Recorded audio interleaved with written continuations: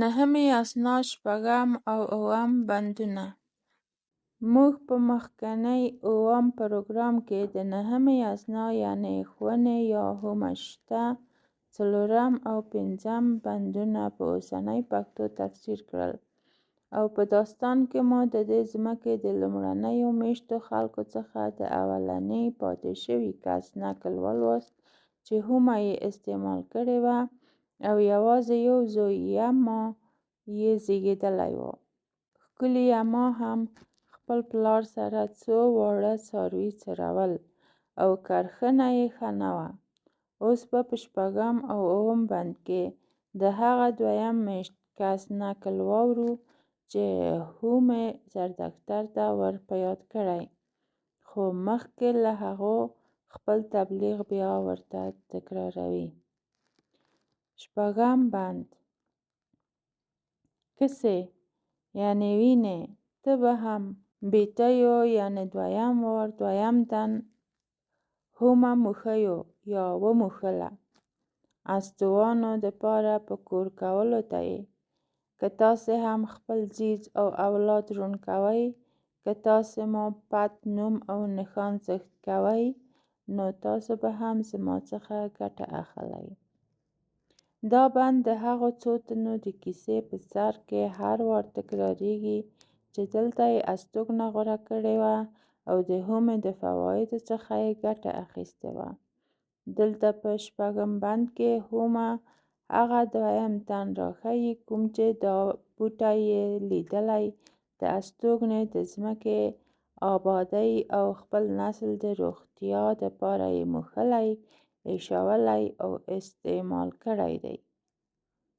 دویم میشت انسان وروسته د یما څخه بیټیو نومول شوی چې فردوسي شاهنامه کې د آبتن په شکل د افسانوي فریدون پلار ښودل شوی. همدا بیټیو، بیټ او بیټن بیا د پښتنو افسانوي تاریخ کې د پښتنو نیکه بلل شوی او یو نظم یې هم له خولې رانقل شوی چې بې له شکه دا بېلابېل شکلونه د یوه نوم دي. په لغوي معنا کې هم بیټیو یا اتبیو د ادوییو نوی شکل بللی شو، ځکه د آریایي ژبو په تکامل کې ډېر وار بې د واو ځای نیولی. په لاتین کې هم دوه ته بیټا ویل کیږي. په کتاب کې د شپږم بند پارسی ترجمه: کی از مردم دیگر بار تو را ای هوم برای جهان استومند فشرد، چی پاداش به او بخشیده شد، چی آیفته برای او آمد. په دې بند کې به یو دوې کلمې له خپلې زاویې لږ واضح کړو. اول اتبیه چې د کتاب لغتنامه کې لعن معنا شوی نام خاص، اتفیان، اتبین، پدر فریدون، تصحیف آن آبدین.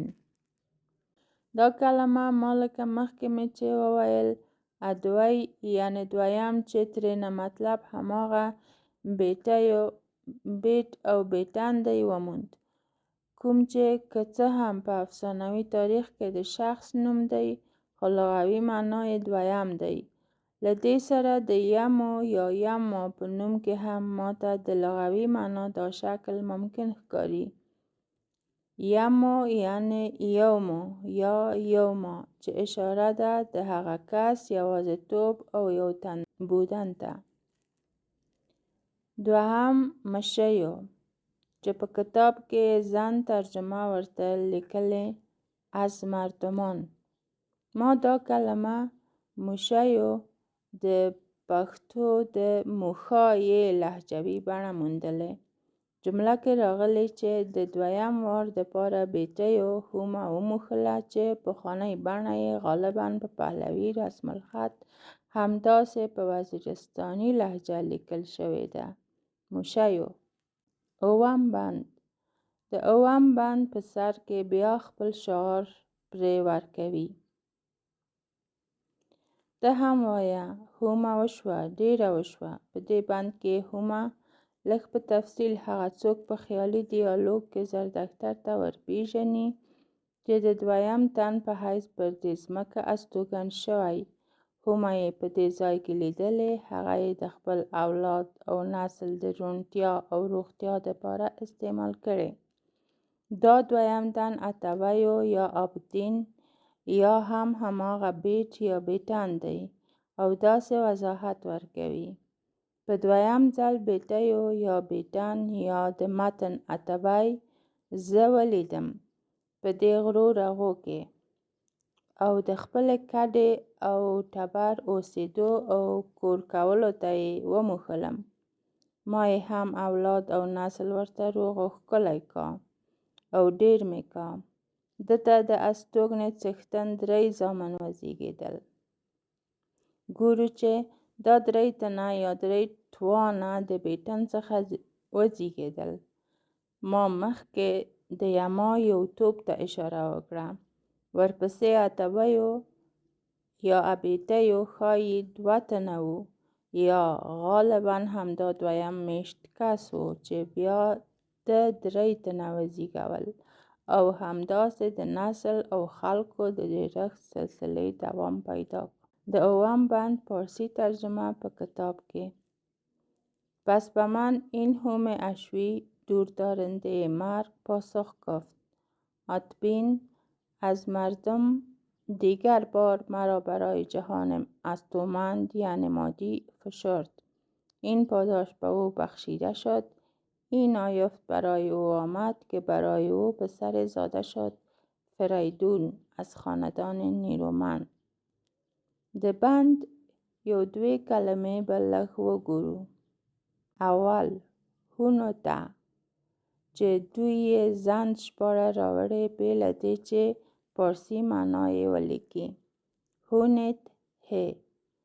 ما دا کلمه خونو ته معنا کړې چې زند ترجمه یې هم همداسې مفهوم کېدای شي. خونت ښې، خونې د ښې، د ښو خونو په شکل.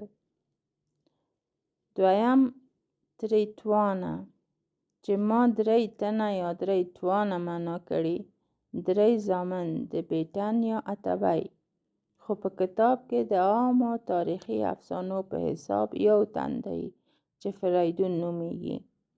دوی د دې نوم په توضیح کې ریګوده ته هم حواله ورکړې چې ګواکې په هغو کې هم دا د فریدون نوم د تریته او تریتنه په ډول لیکل شوی، کوم چې د هومې 3م استعمالوونکی بلل شوی دی.